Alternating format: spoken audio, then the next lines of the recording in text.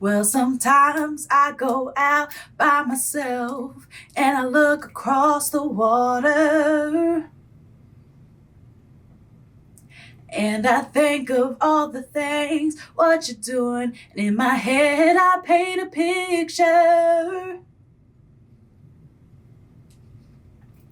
Since I've come home, well, my body's been a mess. And I miss your ginger hair and the way you like to dress. Won't you come on over? Stop making a fool out of me. Why don't you come on over, Valerie? Valerie. I have been randomly singing in videos just at random points because songs randomly pop into my head, but I can't get freaking Valerie by Amy Winehouse out of my head ever since I sang it at karaoke. So I figured I would just share it with you guys. There you go. A couple of you guys have been like, when's the karaoke channel happening? Never. Karaoke channel is happening never. You're just gonna have to watch my videos and hear me sing randomly. But there's that. I never do it. I don't know. I'm a little stressed that I did do it. Like, I don't know. I feel like it's weird. Is it a little weird? I feel like it's kind of weird. I don't know.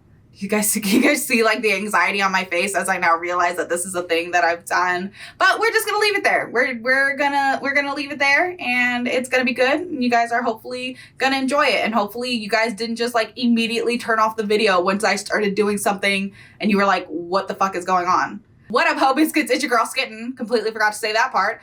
Today we are here to watch Miscellaneous Myths from Overly Sarcastic Productions. This one is called Aphrodite's Affair, and because it's Miscellaneous Myths, we know it's our favorite girl, Red. Hey, Red, I'm still here. The offer of friendship is still very much on the table, so if you ever want to give me a ring, just let me know. Just let me know. I'm super stoked to get into this. Y'all know how I feel about Greek and Roman mythology, so I'm stoked to see what this video has in store for us. I hope you guys are doing well. I hope you guys are staying safe and sanitized. And without further ado, let's go ahead and get started. And also, just real quick, if upon editing I do not sound good singing the song, or at least sound decent singing the song, oh well, cry about it. I don't know. I'm not reshooting this intro, so.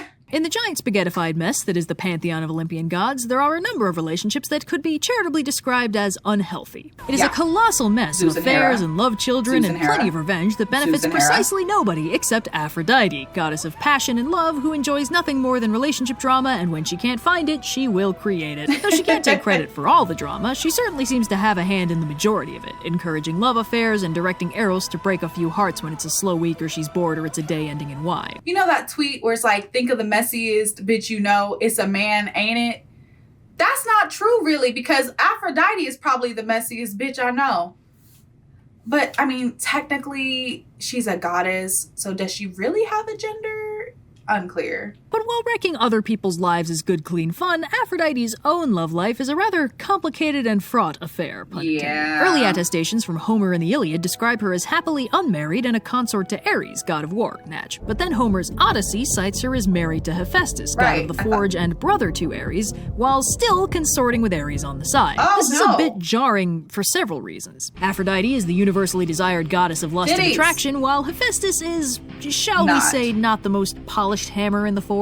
He's a very skilled artisan respected for his craft, but he's also often characterized as cunning, rude, and alienated from the rest of the Olympians, especially his mother Hera, who in several tellings chucked him off Olympus shortly after his birth because he had a congenital impairment and she was kind of a jerk like that. This isn't actually consistent, though. In other versions, including the one in the Iliad, it was Zeus who drop-kicked him off Olympus because he was trying to protect Hera from Zeus, and injuries from the fall are what led to him becoming disabled rather than it being something he was born with. This lack of singular canon is very common in Greek mythology, so instead of looking for a single true narrative because there is no point, we kind of have to look at the general vibes. And in general, the vibe is not great.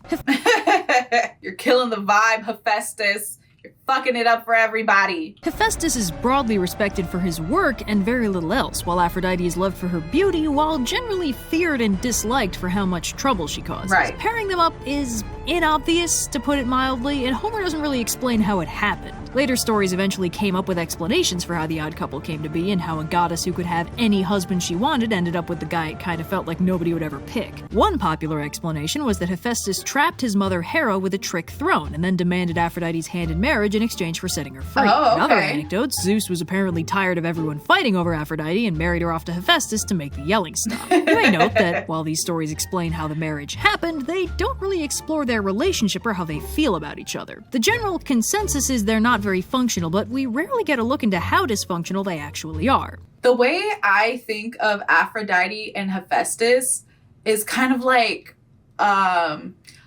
old-timey Victorian era marriage of convenience type thing. I don't know.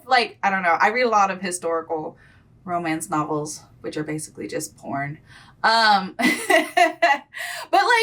do you guys know what I'm talking about? Like, he marries her and she marries him and they don't love each other, but the relationship is functional, or not as functional, but they're married. So they're just kind of we're married to each other, so we tolerate each other. You know, he got the money, she got the looks, and she hosts all the parties and he just pays for it, you know? I don't know. I don't know if I'm making any sense. One story that gives us a rare glimpse at the mess is recounted in Homer's Odyssey, so let's talk about it. Now, our story begins very efficiently by laying out the status quo. Aphrodite and Hephaestus are married, but Aphrodite is carrying on a pretty steamy side romance with Ares, who's been wooing her with presents and flowers and squishy stuff like that. This is all kept very hush-hush and down low, but doesn't escape the attention of Helios, who has a pretty good view of everything on account of being the sun. So he decides to let Hephaestus know what's been going on in his bedroom while he's off in his kick-ass volcano lair making robots and stuff. Hephaestus is, unsurprisingly, very displeased to hear this and responds in the same way he solves most of his problems, by inventing something. Specifically, he fires up the forge and hammers out a huge lattice of incredibly fine chains, nearly invisible but totally unbreakable. Then he scoots back home and drapes them all over the bedroom, creating an invisible net of unbreakable chains. Sneaky. Then he loudly announces that he's going on a business trip to Lemnos and won't be back for a hot minute, and scoots around the corner to wait. Ares, naturally, pops out of the bushes and scoots inside so he and Aphrodite can finish their Monopoly game, but they very quickly find the fun times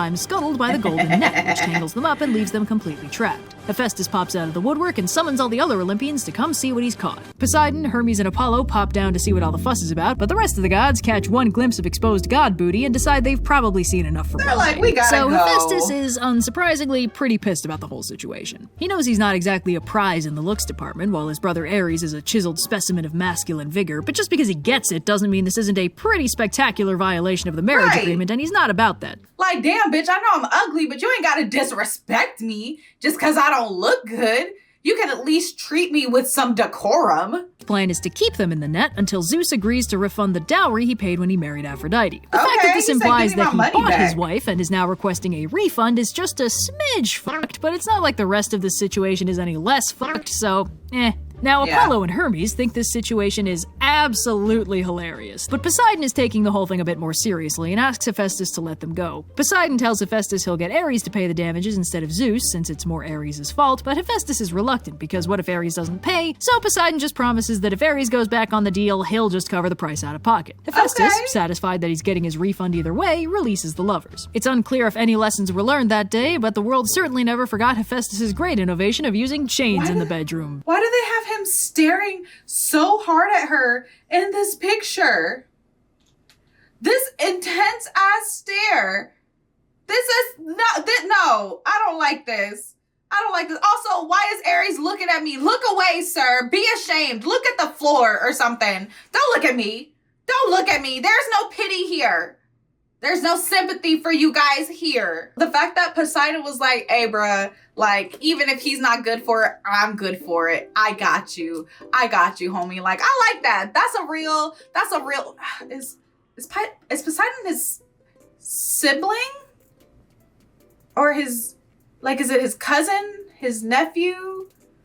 The familial relationships between Greek gods is not something that I think I will ever be able to keep straight in my brain. Like, I don't think that's ever gonna work for me. I I get too easily distracted. Like, that's just, it's not gonna work. But I do like that Poseidon was like, fine. Will it fix the issue? I got it. Jesus, you cheap ass motherfuckers. I have always been really interested in this story, particularly the story of Hephaestus. I really want to see a story, like a movie or a game or something that focuses on him. Like, I know that the other gods like Zeus and Ares, like I know they're so flashy and they're so cool, but there's just something about the brilliance and hardworking nature of Hephaestus that I feel like could be expanded upon and expounded upon so beautifully. It could be done so well. And like, I'm saying this, and I'm sure Rick Riordan has definitely did I say his name right? I don't think I said his last name right. The guy who is the author of Percy Jackson and the Olympians, I'm sure he's done something like with Hephaestus, right? He's got like 4 series. He's done something. I feel like he's definitely done something. Anywho's, I really enjoyed this video. As always, the art was on point. The little comments were on point. And Red has done impeccable research. Ugh, I really like that girl. I just think she is so smart. Anti-Hoosins, I hope you guys enjoyed the video. Don't forget to leave your reaction requests and recommendations down in the comments below. And other than that, peace out, Ho Biscuits. It's Skittin' Lit.